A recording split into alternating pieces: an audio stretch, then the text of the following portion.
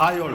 നമ്മളുടെ gate examination ഈ പറയുന്ന എഞ്ചിനീയറിംഗ് കുട്ടികൾക്ക് IIT-കളിലോ അല്ലെങ്കിൽ മറ്റ് സ്ഥാപനങ്ങളിലേക്ക് എംടെക്കിന് കയറാനുള്ളതായിരുന്നെങ്കിൽ ഇന്ന് അത് PSU ജോബ് ലഭിക്കുന്നതിനോടെയാണ്.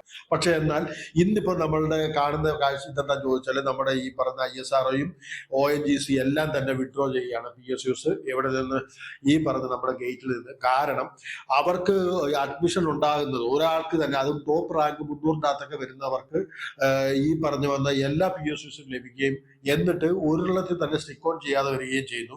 ഇനി IIT-യുടെ പെർസ്പെക്റ്റീവിൽ നല്ല കുട്ടികളെ കിട്ടുന്നില്ല, കിട്ടുന്ന കുട്ടികൾ അവിടെ സീറ്റ് വേക്കന്റ് ആക്കിക്കൊണ്ട് അവര് മറ്റ് PSU ജോബ്സിന് പോകുന്ന ഒരു അവസ്ഥ ഉണ്ടാകുന്നുണ്ട്. അങ്ങനെയെല്ലാം വന്നിട്ട് ഇപ്പോൾ PSUs എല്ലാം തന്നെ അവരവർ തന്നെ CBT കണ്ടക്ട് ചെയ്ത് എക്സാംസ് വഴിയായിട്ട് എടുക്കുന്നതാണ്. അപ്പോൾ എനിവേ ഇതിനെക്കുറിച്ചുള്ള ഫുൾ ഡീറ്റെയിൽസ് അറിയാനായിട്ട് എൻ്റെ വലിയ വീഡിയോ കണ്ടാൽ മതിയാവും. അതിന്റെ ഡീറ്റെയിൽസ് ഞാൻ ഈ പറയുന്ന ഇതിന്റെ താഴെ ഇടുന്നതായിരിക്കും. ബൈ.